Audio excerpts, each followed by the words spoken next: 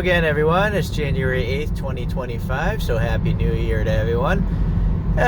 Sadly, I gotta give another public announcement because look at the air quality today. The entire city of Bangkok is in the red and purple even. So that means the air quality is unhealthy for everyone. I'm the coughing, there it is, yeah, it's happening. So, it's a real shame, this country has so many positive things. Food is fantastic, it's inexpensive. Generally, it's inexpensive to live here. Healthcare costs are inexpensive to foreigners. Cars, insurance, all that stuff. Buying places, renting places, and you can have a great time because there's so many people, at least in Bangkok, that there's always new places to check out, always new people to meet. The only issue is that we're all dying. I mean, look at that building up over there. That's not far away. That building's probably half a kilometer from me right now, and it's just all gray. It reminds me of the Apocalypse Now poster, which may have been actually shot here. I don't know. It's a long time ago, that movie, where the sun is rising up in that poster. So maybe that wasn't actually humidity. I think that was probably smog. I think a lot of the smog during this January, February, March, and April season is them burning crops. So those crops are rice, sugar, and corn. I can totally understand why an Asian culture is not going to abandon rice. It's a staple of food. But and corn as well, I suppose. But sugar, I don't see a need for really any society to have cheap sugar. It just burdens the healthcare system. You just have a bunch of fat people, a bunch of diabetic people burdening a healthcare system that's free to Thai people.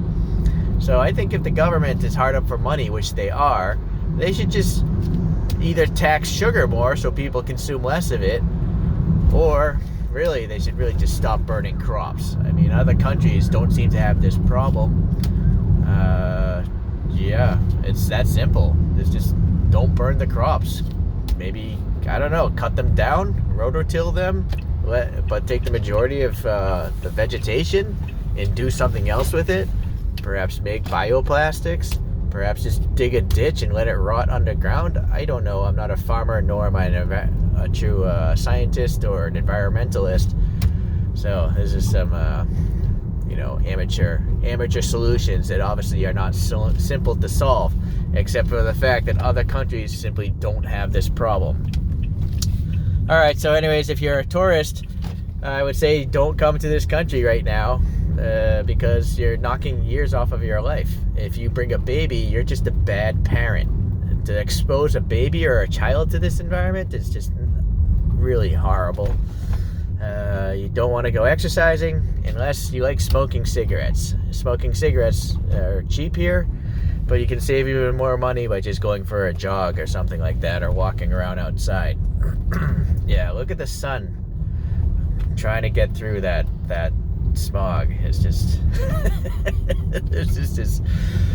it's funny in a sad way. It's just weird to see this when this third world country mentality of just not caring about anyone except for money.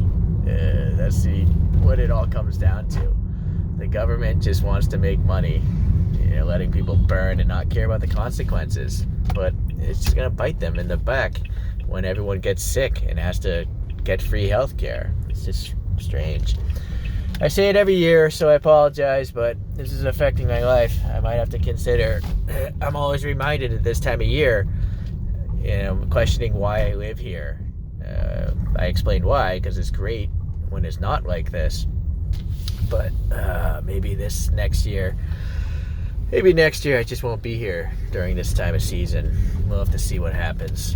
Okay, well, thanks for watching, and hopefully we'll get back to some more positive videos at some of the restaurants I like to check out all the new stuff. All right, see you around. Bye.